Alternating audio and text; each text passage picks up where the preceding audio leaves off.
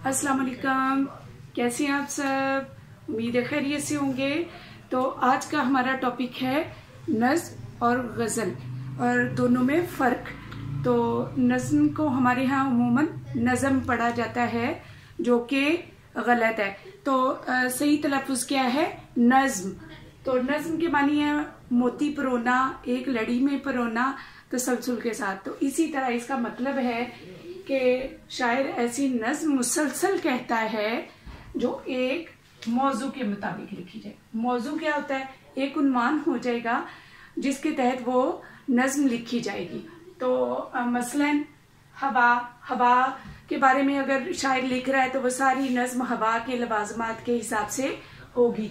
चांदनी रात, तो उसमें वो चांदनी रात का मंजर पेश करेगा, तो सारी नज़्म का मौजू चांदनी रात होगा। इसी तरह मकड़ा और चूंटी इकबाल की बड़ी मशहूर नज़्म है, उसमें मकड़ा और चूंटी का जो मुकालमा है वो नज़्म की सूरत में बयान किया गया।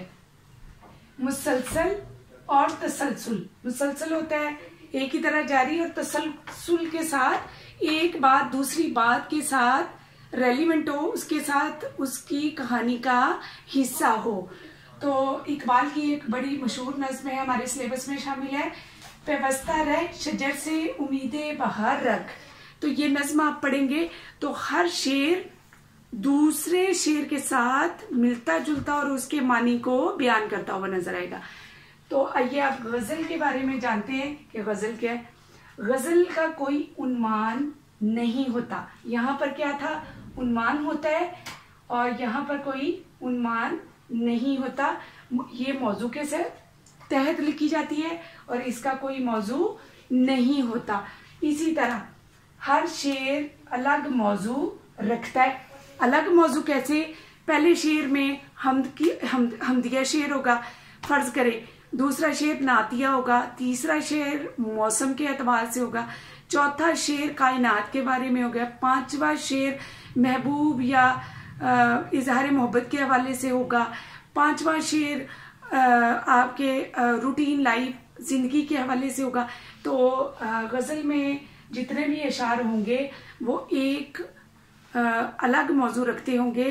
इकट्ठे भी हो सकते हैं कि दो शेर एक मौजू पर, दो शेर एक मौजू पर, लेकिन गज़ल में कोई मौजू के तहत उसे लिखा नहीं जाता। तो इसमें गालिब की शेर, गज़ल के शेर देखिए। दिले नादां तुझे हुआ क्या है, आखिर इस दर्द की दवा क्या है। अब इसमें जो मतलब है उस हवाले से दूसरे शेर को देखिए। हम हैं मुश्ताक और वो बेजार, या इलाही ये माजरा क्या है। ये शेर और इस शेर का मतलब दोनों का वास्ता नहीं पड़ता कि उसका मतलब और है उसका मतलब और है। तो गज़ल में ये जब आप गज़ल पढ़ते हैं तो इसका काफिया रदीफ भी बड़ा अच्छा है, तो मौजू भी अलग है। तो क्या सीखा हमने?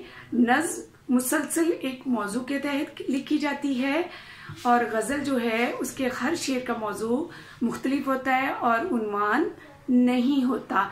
उम्मीद है आप लोगों को ये वीडियो पसंद आई होगी। इसे लाइक कीजिए, सब्सक्राइब कीजिए और शेयर कीजिए।